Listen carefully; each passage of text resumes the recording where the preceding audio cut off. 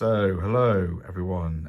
This is one of the V70, S70 electric power folding wing mirrors from Japan.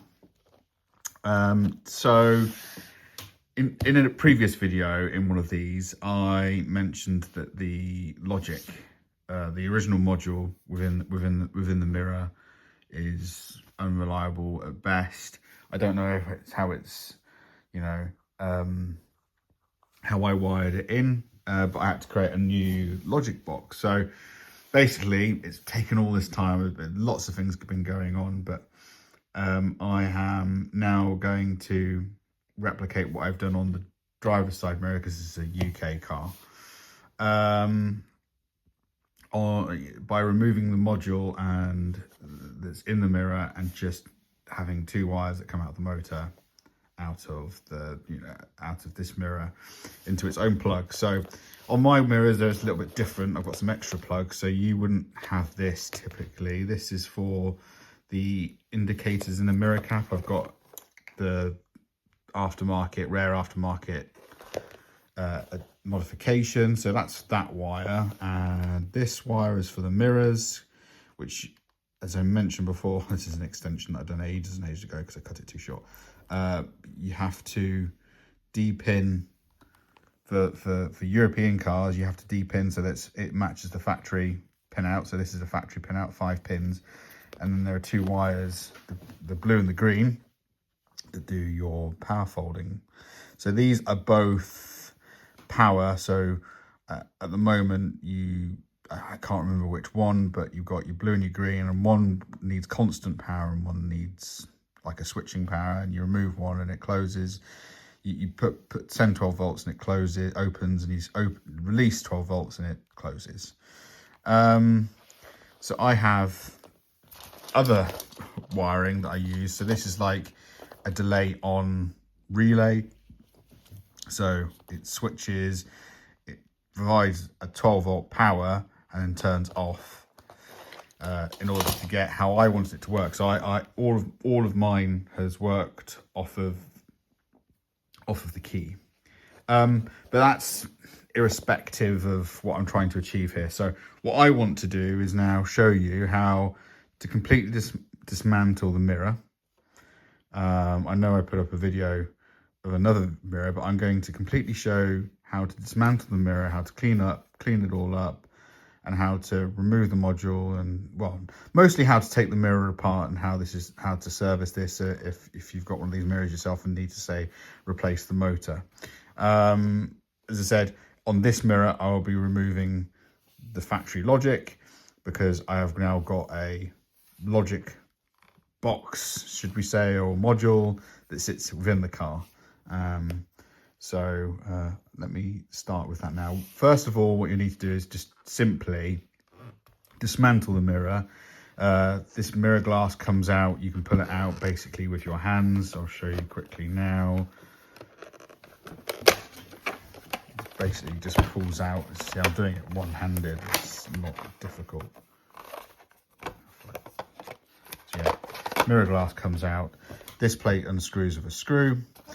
Then, so once you get all of this plastic, so then, various screws that take the mirror motor out for the mirror, and other screws that hold the plastic bezel on. Basically, you want to get this down to a frame. You also need to remove this screw here to expose the hinge bolt, or it's not really even a bolt. I'll show you in a minute. And we need to unscrew this. Then, moving on from that, we will need to cut some wires and do some stuff. So we need to deep-in this plug, which is easy to do. I'll show you how to do that too. But first of all, let me remove all the bits I don't need, and I'll come back to you in a moment. So now, yes, I've managed to get the mirror completely apart. There's the housing, there's the mirror cap. So I've already done a little bit already. But basically, the part that fails, as I've mentioned before, is I'm fairly sure it's this resistor. Difficult to tell from the video, but this one's already started cracking. So as I said, I'm going to get rid of this because, well, I think it's just hassle for European cars.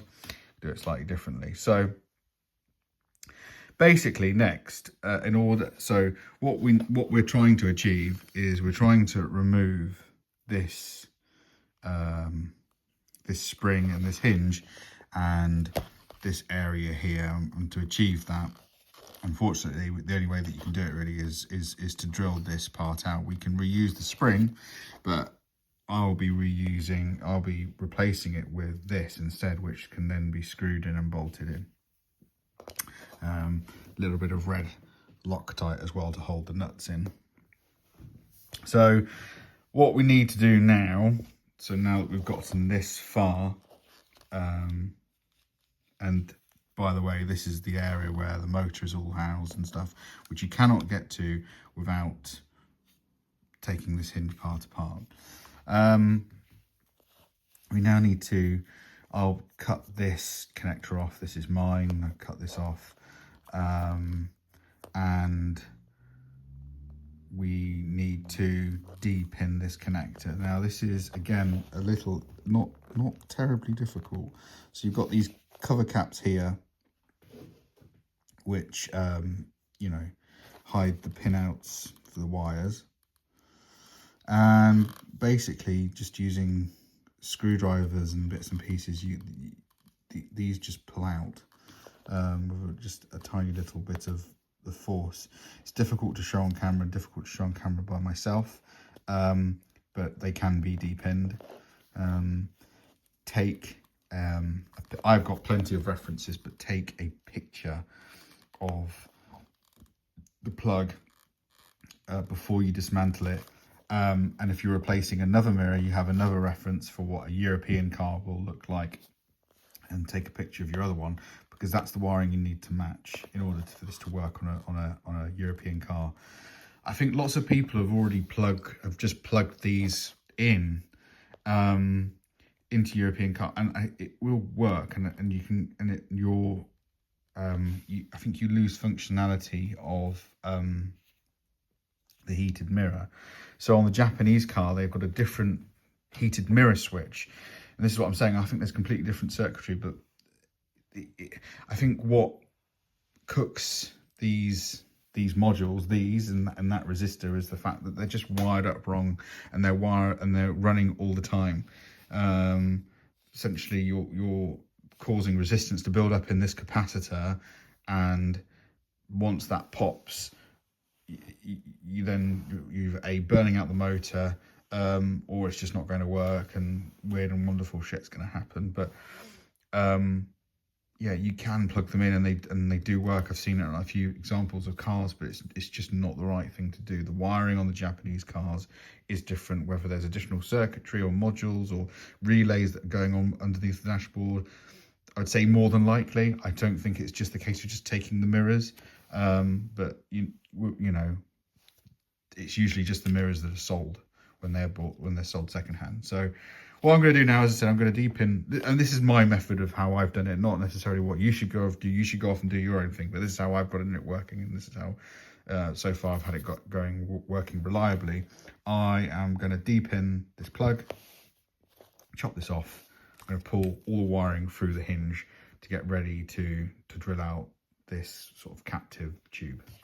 So as I said, just with a bit of prying, you can lift up this cap here with a screwdriver. I use a small screwdriver, poked up, the plug end, and whilst tugging on this, it kind of just releases itself free. You see these like this spring-loaded clip here. This is what holds it in place. So once de-pinned, you should be left with something like this, just all the pins all nicely untugged. So there's there's the factory blue and green. And there's the plug. Put that somewhere safe. Don't lose that, or use another one if you've got another one. And then what we need to do is pull all of this wiring through, so you can move this gasket. This is the gasket that goes against the car. This moves out of the way. Pull it through. We can, now we've got clearance to pull everything through, and I'll come back to you when I've done that. Once you've pulled all the wires through, you'll see everything's you're just left with the housing. But we can't remove this quite yet, because you've got your yellow and white wire now, which are just going to your motor within your mirror, within the mirror housing. So I think the wires that are of interest for the power folding mirrors are the pink, the green and the blue. These are the mirrors colour wires that you're looking for at the plug end here that I've completely butchered. They're the wires that you're looking for. The pink is important because that is an earth. That is an earth for the mirrors, which I think also Piggy. I'm fairly sure Piggy's back. Yes, the earth here connects up to 2, so it connects up to the pink and the black. The black being the earth for the heated mirror, and this is why this doesn't work. So on here, this end, what you should see, and I'll fix this for the final mirror because I've got loads of pink wire. You'll see a black and a pink wire. Yeah, well, actually no, you won't see the pink actually anymore, because these 3 wires are no longer going to exist in my wiring modem. So I'll be cutting this sheathing and I will be removing all of the wiring. In fact, I probably won't have the sheathing, because from memory from last time, with the 2 extra wires that I'm going to force down in this hole, and given the fact that this pipe isn't quite as thick as was width wise, this sheathing doesn't fit anymore. So, as well as the wiring for my indicator caps. So now what I need to do, to get this wiring out of the way, I'm probably just going to snip these wires. I'll keep this modular as a spare, so if I ever decide I want to put it back to factory, I can. But this probably will never see factory, because I want this to be functioning, and other people will want it to be functioning if I decide it to be sold on as well. So I'll sell it on as a kit. Next thing I need to do, as I said, this is like a captive sort of like tube. I use a step drill bit. I'm gonna drill this out. So that's the next thing. So let me get the wire, this plug out of the way. I'll probably snip these 2 yellow wires. I'm going to replace those with new wires anyway, and I will talk to you when we will at the next step. So this is ultimately what we're left with once this cap has been drilled off. You're left with this piece of pipe with a spring on the end of it, this plastic washer thing, and this housing. It's all quite kind of interesting, but as you can see, this is a great opportunity to re-grease everything and clean everything up. So I'm going to go the ultimate step. I am going to be replacing the motor with a new one that I got off of, I think this is one off of AliExpress, and so we actually do need to add, just like I compare it to like a Scale Electrics car, we're going to need to add a smoothing capacitor to the motor and all that sort of stuff. So, but I'll do that actually on the motor within the housing, so it will all be nicely hidden. If you didn't want to do this step and your motor was semi-running fine, you could reuse these 2 wires, but I am going the full slog. I've taken it all apart. I'm gonna clean all of this up. I've got fresh silicone to put into the motor, and I'm going to put everything in brake cleaner. I'm going to clean everything up properly, and it's all going to be newly greased.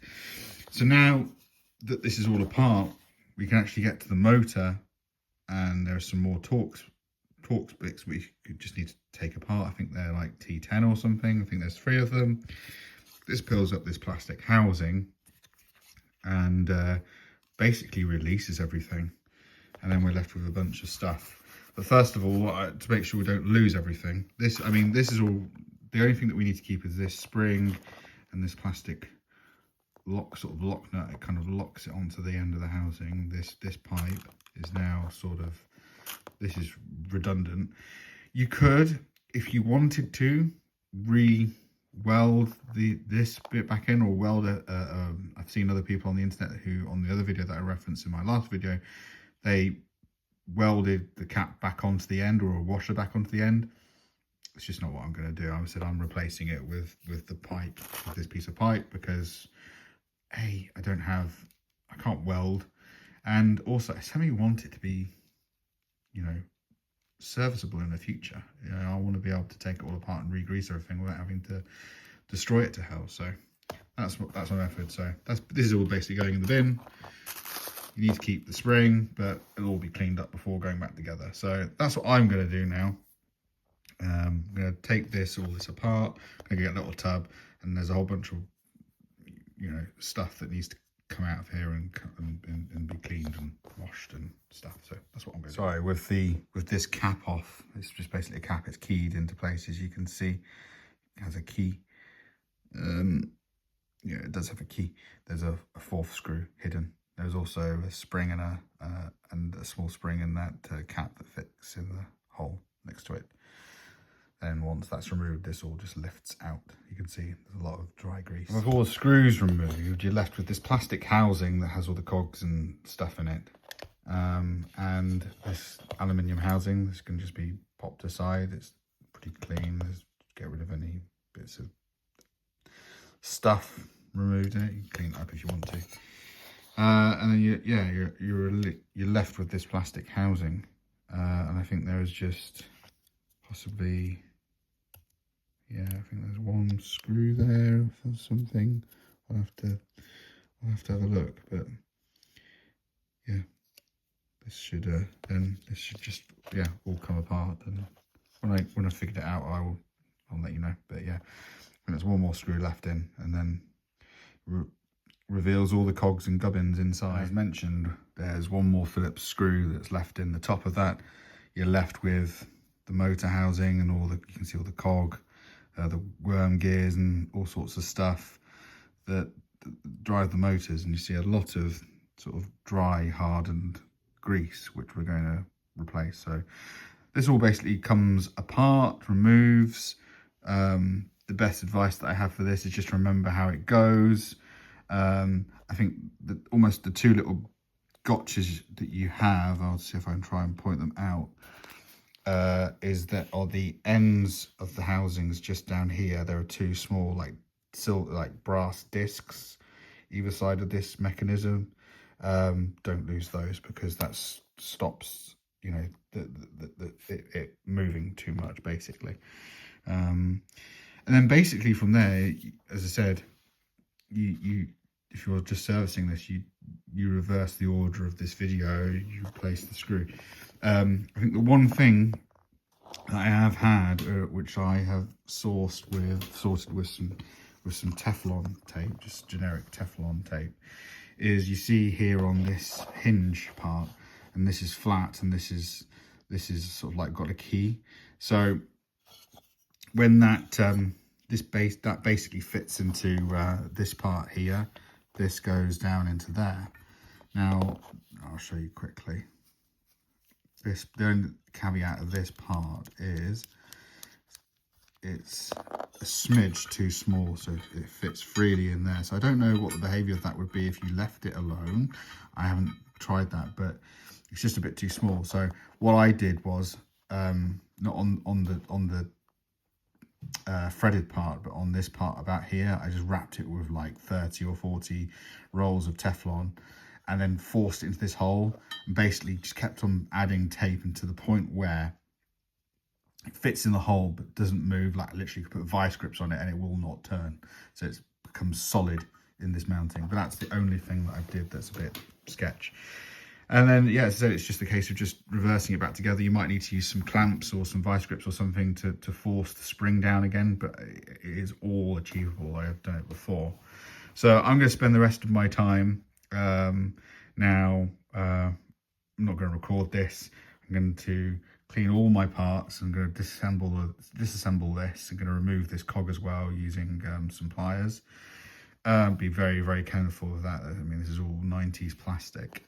You break that plastic cog in there and it's game over.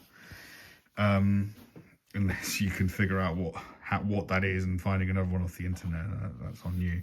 But I'm going to clean this all up, re-grease it with new silicone grease, and put it all back together. As I said, I'm replacing the motor out with another one that I've got from AliExpress. It's the same sort of, I think the biggest thing of that is making sure you get a long enough shaft and there's the right voltage.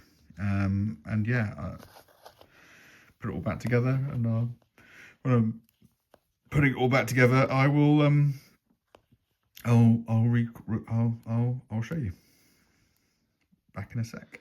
And with the mirror completely disassembled, this is the contents of the mirror.